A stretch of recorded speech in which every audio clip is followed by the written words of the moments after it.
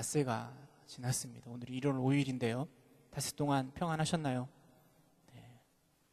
새해를 시작하면서 우리의 간절한 소망이 무엇인가 하면 내가 소망하고 바라는 것들이 잘 되기를, 내가 기대하는 것들이 이루어지기를 간절히 소망하고 또 기대하는 게 우리의 모습이라 생각되어집니다. 혹시 여러분 마음속에 올해는 내가 이런 것들은 좀 잘하고 싶다, 이런 것들은 좀 잘 됐으면 하는 바람들이 있으십니까? 그 모든 것들이, 그 모든 소원들이 올해는 꼭 주님 안에서 이루어지기를 소망합니다. 근데 우리의 욕심은 단순히 무엇인가를 잘하고 싶다 해서 멈추지 않는 것 같습니다. 늘 칼을 뽑으면 호박이라도 잘라야 된다고 생각하는 것처럼 항상 잘하는 것을 가지고 감사하고 기뻐하기보다는 잘하는 것을 통하여 늘 최고가 되려고 노력합니다. 세상이 우리를 그렇게 부추기는 것 같아요.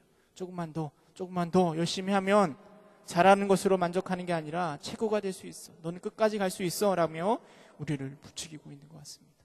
조금 있으면 이제 평창에서 동계올림픽이 시작되는데요. 우리나라는 순위를 매길 때 어떻게 매기는가 하면 금운동이 있지만 은메달을 아무리 많이 따도요, 금메달 하나를 더 쳐주는 게 우리의 모습 아닙니까? 우리의 마음속에는 늘 잘하는 것, 이게 중요한 게 아니라 최고가 되어야 한다라는 생각이 가득한 것 같습니다. 어쩌면 이게 바로 우리가 살고 있는 세상의 관점이라 생각되어집니다. 근데 오늘 우리가 함께 생각해 보고자 하는 것은 신앙에 있어서의 최고의 자리가 어디인가, 신앙에 있어서 으뜸의 자리는 어느 자리인가를 함께 생각해 보고자 합니다. 특별히 우리가 서야 할 으뜸의 자리가 어디인지 말씀을 통해서 함께 나누고 은혜를 누리고자 합니다. 우리가 읽은 본문에 보면 한 여인이 등장합니다. 성경은 그 여인을 뭐라고 기록하고 있는가 하면 세베대의 아들의 어머니라고 이야기합니다. 말을 어렵게 표현하지 않아요. 세베대의 아들의 어머니, 그냥 세베대의 아내 하면 될 것을 세베대의 아들의 어머니라고 표현하고 있습니다. 아마 세베대의 아들을 좀 강조하고 싶었던 것 같습니다. 세베대의 아들이 누군가 하면 야고보와 요한입니다. 야고보와 요한의 어머니, 다른 성경에 보면 그를 살로메라고 기록하고 있는데요, 살로메가 예수님 앞에 나와서 간곡히 요청합니다. 21절에 보면 예수께서 이르시되 무엇을 원하느냐 이르되 나의 이 두 아들을 주의 나라에서 하나는 주의 우편에 하나는 주의 좌편에 앉게 명하소서라고 요청하고 있습니다. 좋은 말로 요청이지만 오늘 말로 이야기하면 이게 이제 인사청탁 아니겠습니까? 좀 친밀한 관계를 통해서 내 자녀들을 좋은 자리에 앉게 하고자 하는 어머니의 마음이 이게 담겨져 있어서 예수님 앞에 간곡하게 요청하고 있는 것입니다. 이 살로메라는 여인이 예수님 앞에 이런 요청을 하는 이유도요, 그 상황이 지금 심상치 않기 때문입니다. 살로메가 바라볼 때 곧 무슨 일이 일어날 것 같은 느낌인 것 같아요. 앞절 17절에 보면 예수님께서 어디로 가시는가 하면 예루살렘으로 올라가십니다. 왜 올라가시는가 하면 이제 예수님의 마지막 사역, 십자가를 짊어지시기 위하여서 예루살렘에 올라가십니다. 물론 제자들은 무엇을 위해서 가시는지 잘 알지는 못합니다.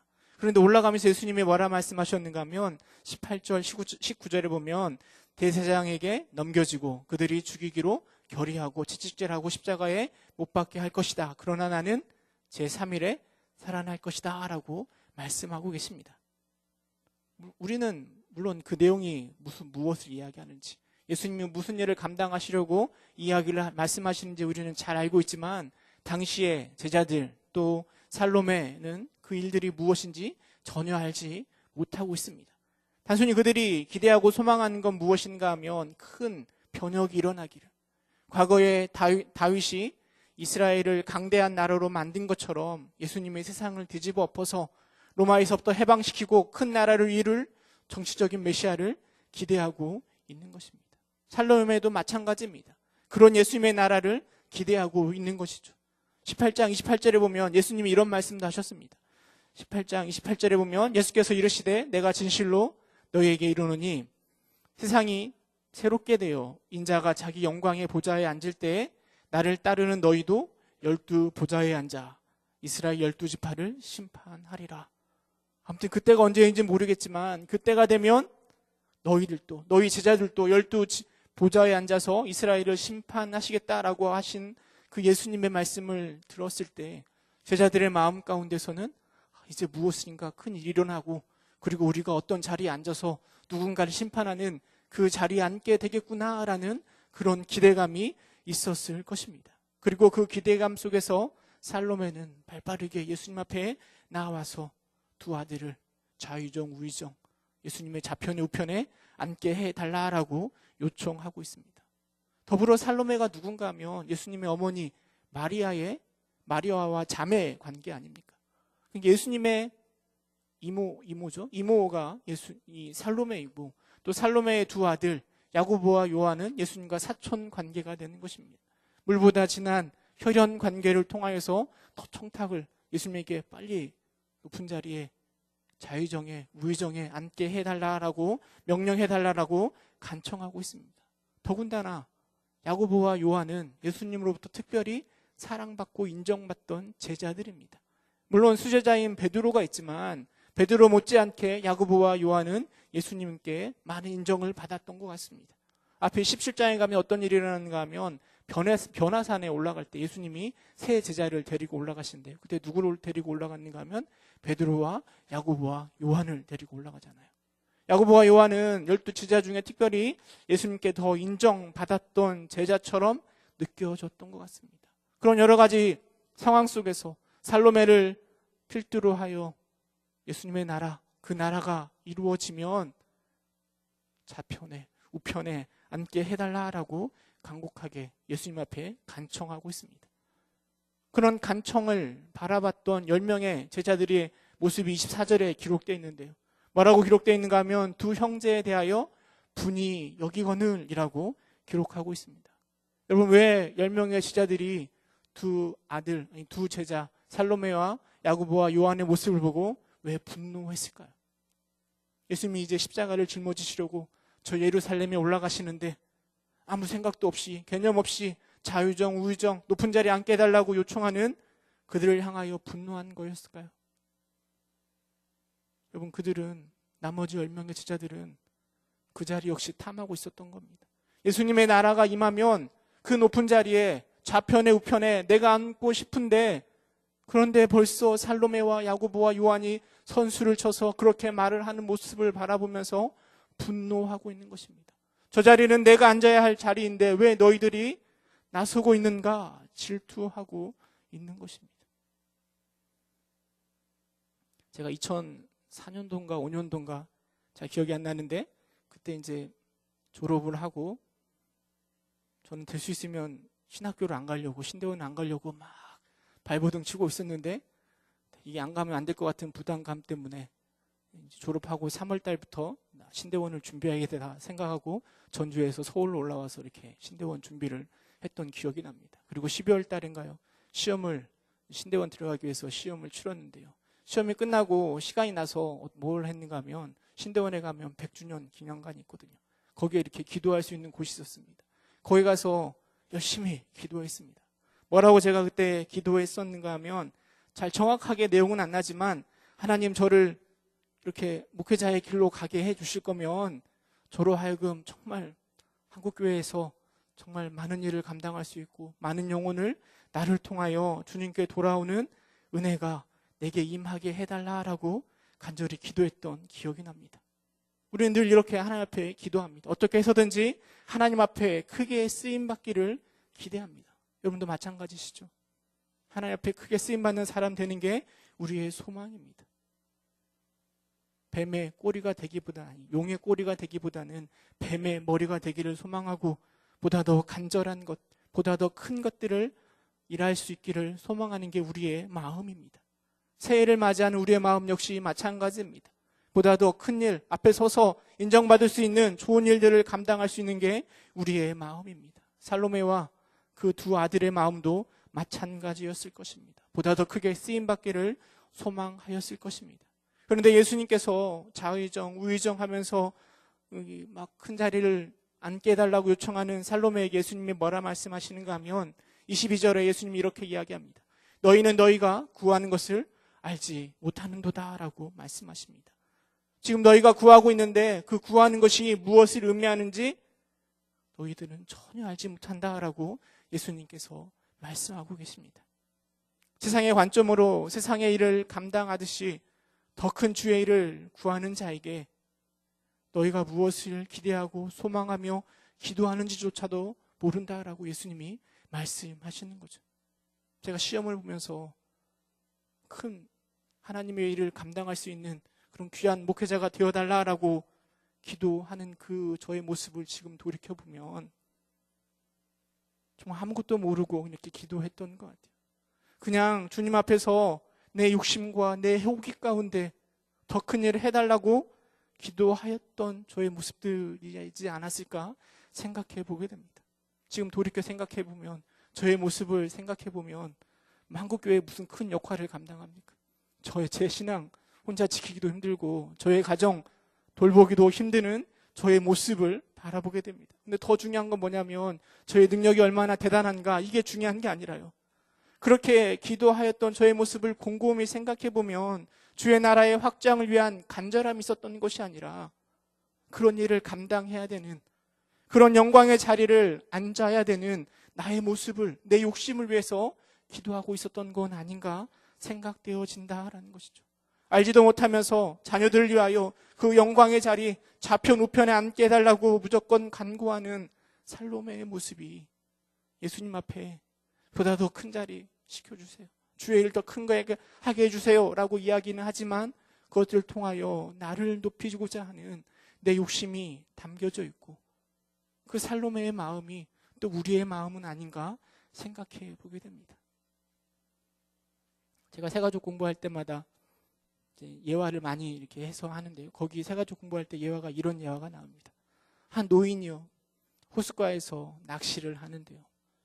근데 지나가는 사람이 낚시하는 모습을 곰곰이 바라보는데, 근데 그 노인이 고기를 잡았을 때 큰 물고기는 잡아가는 게 아니라 놔주고 조그만 물고기를 담아 가더라는 겁니다. 그래서 지나가는 사람이 하도 궁금해서, 아니 어르신 왜 작은 물고기는 이렇게 잡아가고 큰 물고기는 놔줍니까? 큰 물고기가 더 맛있고 먹을 게 더 많을 텐데요 라고 이야기했는데요, 그 노인이 뭐라고 대답한 줄 아십니까? 우리 집에는 후라이팬이 25cm 밖에 없어가지고 큰 물고기 잡아가면 구울 수가 없어서 작은 것만 잡아간다라고 이야기했다라고 합니다. 여러분, 우리가 하나님 앞에 기도할 때 혹시 이런 어리석음을 범하고 있지는 않습니까? 비전을 품고 소망을 품고 주의 일을 구하긴 하는데 그것이 내 것에 맞추어서 내 시각으로 기도하고 있지는 않느냐라는 것입니다. 그래서 정말 하나님이 주신 더 큰 것을 놓쳐버리고 내가 원하는 것들만 잡아가려고 노력하고 있는 건 아닌지 생각해 봐야 될 것 같습니다. 하나님의 사람이라고 말은 하고 있지만 하나님의 뜻이 무엇인지 생각하지도 않고 세상의 기준 속에서, 아니 나의 기준 속에서 바라고 소망하며 살아가고 있는 내 모습은 아닌지 우리의 모습을 점검해 봐야 될 것입니다. 우리는 늘 더 큰 일, 주의 일을 감당하더라도 더 큰 교회, 더 많은 일들을 감당하고 소망하며 거기에 나타나는 권세를 소망합니다. 돈을 벌어도 많이 벌어서 자리에 올라가도 높은 자리에 올라가서 그 일들을 감당하면 주의 더 큰 일을 감당할 수 있을 것이라 라고 생각하고 그런 자리를 소망합니다. 그러나 여러분, 믿는 자에게 하나님께서 그만한 능력과 돈과 또 권력을 주시는 이유는 거기에 따르는 더 큰 의무가 있기 때문임을 우리는 잘 기억지 못하는 것 같습니다. 박근혜 전 대통령을 보면서 가장 큰 아쉬움이 무엇인가 하면 대통령으로 수없이 많은 권력들이, 권세가 그에게 주어졌잖아요. 그만큼 큰 권세와 권력이 주어진 이유는 대통령으로 감당해야 될 많은 의무와 책임이 주어졌기 때문입니다. 그런데 의무와 책임은 생각하지 않고 그 권세를 자신의 위하여서, 자신의 풍성함을 위하여서 써버렸기 때문에 그런 어려움들을 당하고 있는 것 아닙니까? 하나님께서도 우리에게 많은 권세를 주십니다. 영광의 자리를, 능력의 자리를, 또 많은 달란트를 주시기도 하십니다. 그런데 그것들을 주신 이유는 그걸 가지고 나를 높이고 자랑하고 인정받으려고 그걸 주시는 것이 아니라 그것들을 통하여 감당해야 할 책임과 의무가 따르는데 그것들은 생각하지도 않고 무엇만 생각하는가 하면 이걸 통해 내 영광 드러나기를 소망하고 있는 게 우리의 모습 아니냐라는 것이죠. 살로메와 두 아들들은 자신들이 구하는 것이 무엇인지도 알지 못하는 채 그냥 좌우정, 우의정, 높은 자리에 앉기만을 기대하고 있습니다. 십자가의 고난을 생각하지도 못한 채 예수님을 따르는 제자로서 해야 할 책임과 의무는 생각하지도 못한 채 그냥 구하고만 있는 것입니다.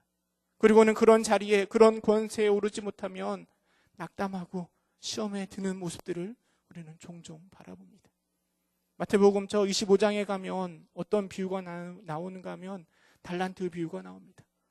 어떤 사람이 타국으로 가면서 종들에게 달란트를 나눠주는데요. 한 사람에게는 5달란트, 한 사람에게는 2달란트, 그리고 한 사람에게는 1달란트를 나누어 줍니다. 열심히 장사해서 돈을 번 사람들과는 달리 1달란트를 받은 그 사람은 그 달란트를 땅속에 묻어두었다가 주인이 돌아오면 그 달란트를 내어줍니다.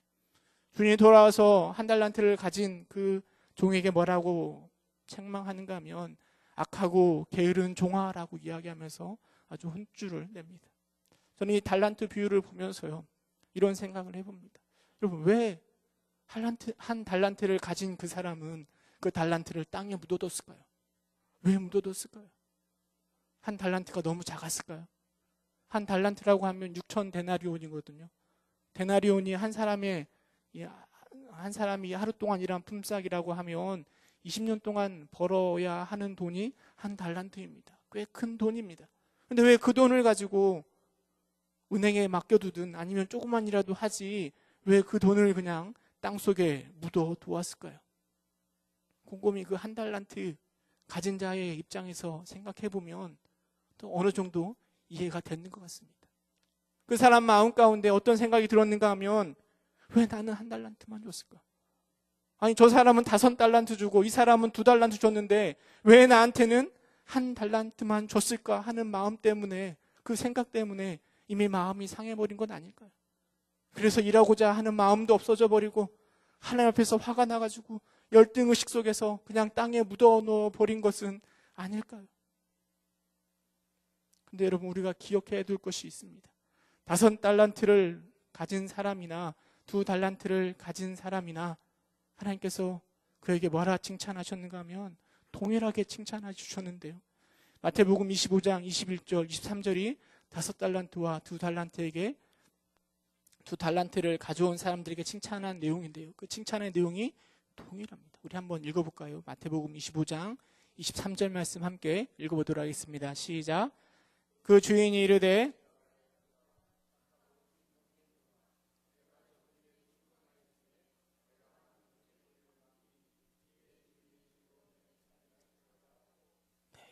여러분, 5달란트나 2달란트나 주인이 칭찬하는 내용은 이렇게 동일합니다.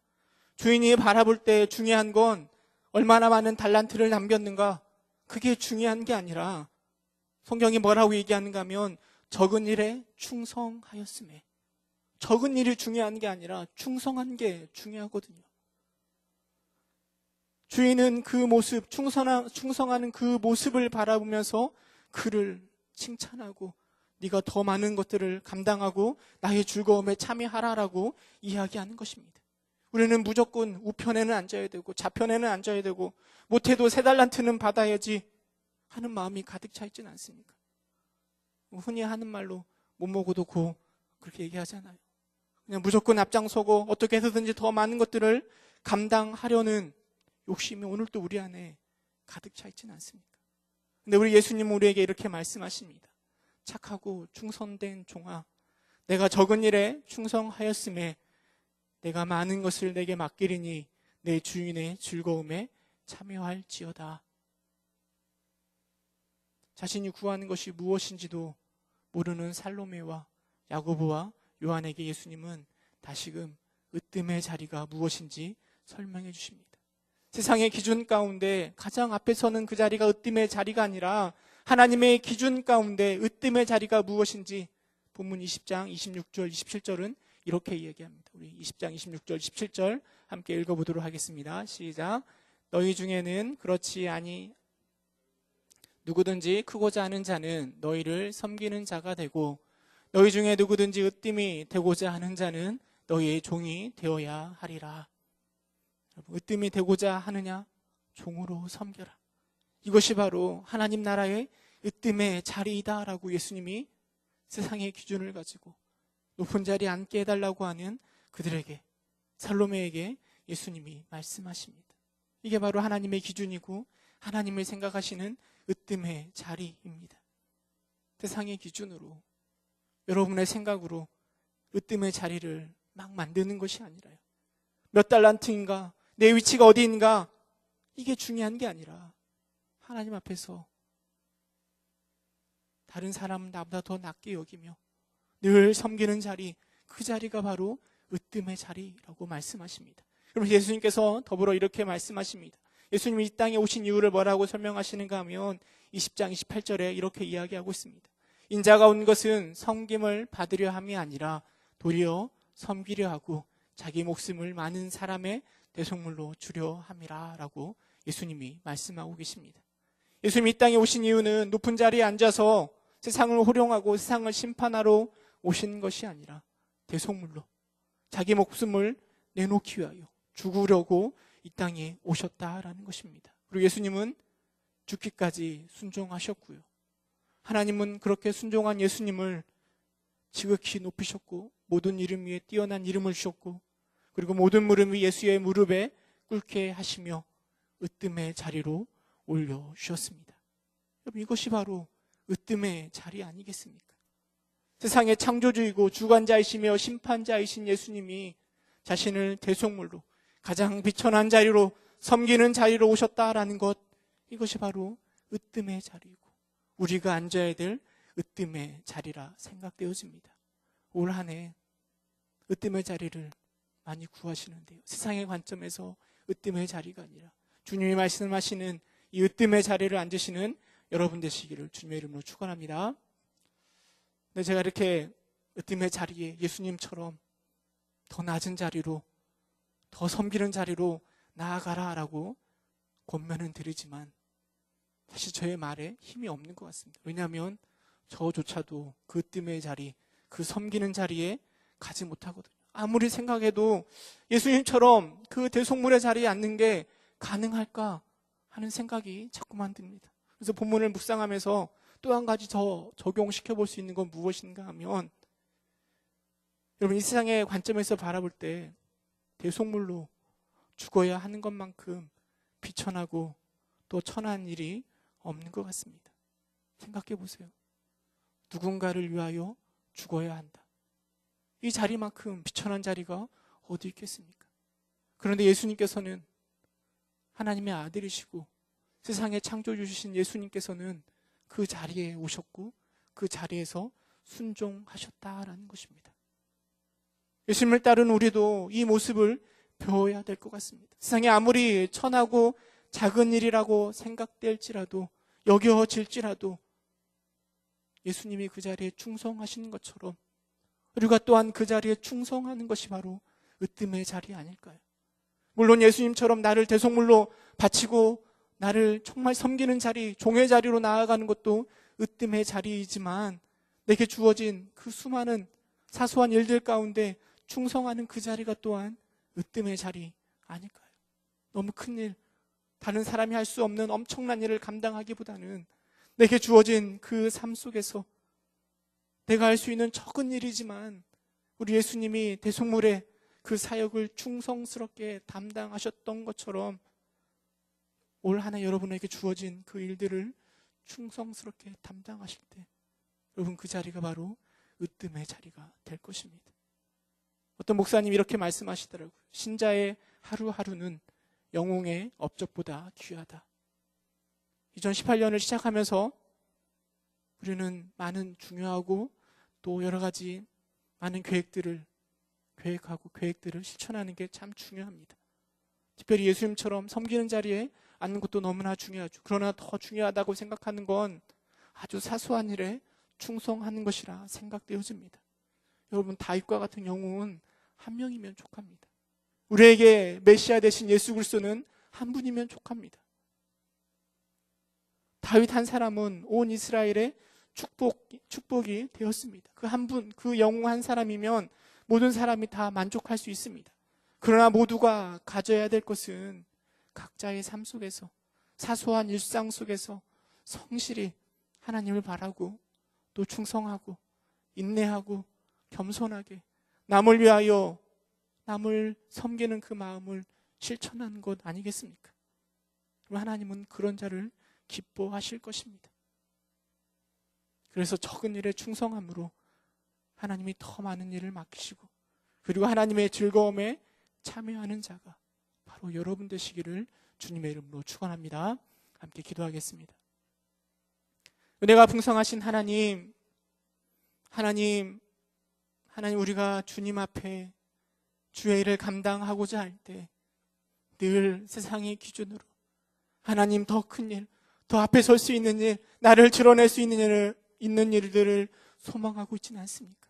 하나님, 그게 중요한 것이 아니라 하나님 주님 앞에 충성하는 것이 중요한 것임을 우리가 잊지 않도록 주여 인도하여 주옵소서. 나에게 주어진 일이 무엇이든지 간에 하나님, 우리 주님이 주의 사역을 충성스럽게 감당하셨던 것처럼 하나님, 우리 또한 나에게 주어진 올 하나의 일들을 하나님 충성스럽게 감당할 수 있도록 주님 인도하여 주옵소서. 특별히 우리 하나님께서는, 우리 주님께서는 섬기는 자가 곧 으뜸이라 말씀하셨는데요, 하나님, 우리가 그 으뜸의 자리를 보다 더 소망하며 또 섬기려고 나아가는 우리들 될 수 있도록 주님께서 인도하여 주옵소서. 예수님의 이름으로 기도드립니다. 아멘. 우리 함께